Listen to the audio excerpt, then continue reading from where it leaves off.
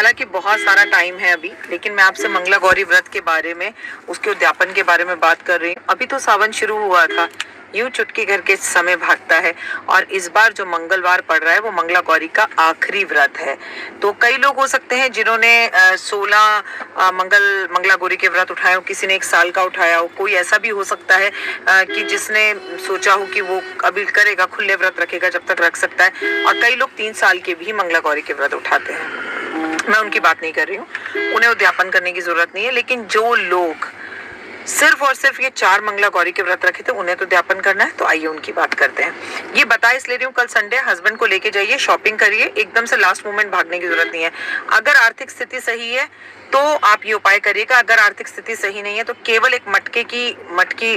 की मटकी लीजिए, उसमें गेहूं भरिए, उसके ऊपर रखिए गुड़, उस पर रखिए सिंदूर और रखिए 11 रुपए, और माँ गौरा को अर्पण कराइए कि माँ मेरी इतनी आर्थिक स्थिति है, मैं इसी से आपके व्रत का उद्यापन कर रही हूँ, मैं और कोई भी चीज आपको नहीं दे पाऊंगी, it is more than enough. लेकिन जिनकी आर्थिक स्थिति सही है वो साड़ी लें, मेहंदी लें, सिंदूर लें, आलता लें और श्रृंगार का सामान लें, जो जो आप लेना चाहते हैं, काजल लें, शीशा लें, बिंदी लें, लिपस्टिक लें, सिंदूर महत्वपूर्ण है, और माँ के बालों के लिए गजरा लें, और साथ में शिव जी के भी कपड़े रख सकती हैं तो जरूर रखिए। कार्तिक और गणपति महाराज के लिए छोटा छोटा खिलौना लें, और चांदी के नाग नागिन लें। ये सब कुछ इस बार व्रत का जब आप पूजा करें, सुबह के टाइम कहना, माँ मैं आपके व्रत का उद्यापन कर रही हूँ, इस व्रत में मुझसे कुछ भूल हो गई हो तो हाथ में अक्षत और फूल लेके मैं आपको अर्पण करती हूँ, इसे स्वीकारिएगा और मेरी भूलों को क्षमा कीजिएगा, और अपने व्रत का उद्यापन कीजिएगा। और किसी सुहागन को सुहाग का सामान जरूर दीजिएगा, किसी सुहागन के कान पे या बालों में गुलाब का पुष्प अर्पण जरूर कीजिएगा, खुद भी 16 श्रृंगार कीजिएगा, और माँ से अपने पति की तरक्की के लिए, उसकी लंबी उम्र के लिए कामना कीजिएगा,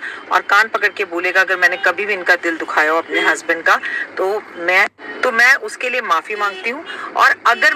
इन्होंने मेरा दिल दुखाया है तो मैं इनके द्वारा की गई गलतियों के लिए भी इन्हें माफ करती हूँ। अगर मैंने कभी गुस्से में कुछ ऐसे शब्द बोल दिए हों जो मुझे इन्हें नहीं बोलने चाहिए, उसके लिए भी आप मुझे सॉरी बोलते हैं, और मेरी कोई गलत बात इन्हें कभी ना लगे। अगर आप कुंवारी हैं और किसी से प्यार की इच्छा करती हैं और आपकी इच्छा है कि उनसे आपका विवाह हो जाए, तो उनके लिए भी ये बोलिएगा कि बस वो मुझे मिल गए, वो मेरे हो गए, और मैंने अगर कुछ जाने अनजाने में कभी उनका दिल दुखाया हो तो मुझे माफ करना, पर प्यार की एक आग और जोत उनके हृदय में भी मेरे लिए लगा देना। जिन लड़कियों की शादी नहीं हो रही वो ऐसा बोले कि मेरा विवाह हो गया और मैं बहुत खुश हूँ, और आपकी कृपा से मैं ये व्रत शादी के बाद भी लगातार 1 साल या सावन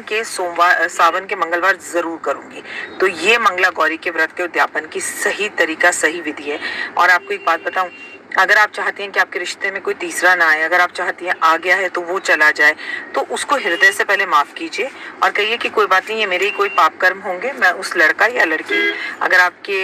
हस्बैंड की जिंदगी में कई बार होते हैं ना, दोस्त इतने ज्यादा होते हैं कि वो पत्नी को कम ध्यान देते हैं और दोस्तों पे ज्यादा देते हैं, कई बार उनकी जिंदगी में कोई और औरत आ जाती है, तो एक नारियल लीजिए और नारियल माँ को अर्पण कीजिए, उसके ऊपर स्वास्तिक बनाकर, ताकि नारियल का रीयूज ना हो। और ये सब कुछ माँ गौरा के मंदिर में जाके शाम के टाइम या सुबह के समय रख कर आइए और अपनी गलतियों अपराधों के लिए क्षमा मांगिए। कमेंट्स में जय माता दी, अखंड सौभाग्यवती आप रहें। अब ये सब सामान कल खरीद लेना, नो चीटिंग। कमेंट्स में जय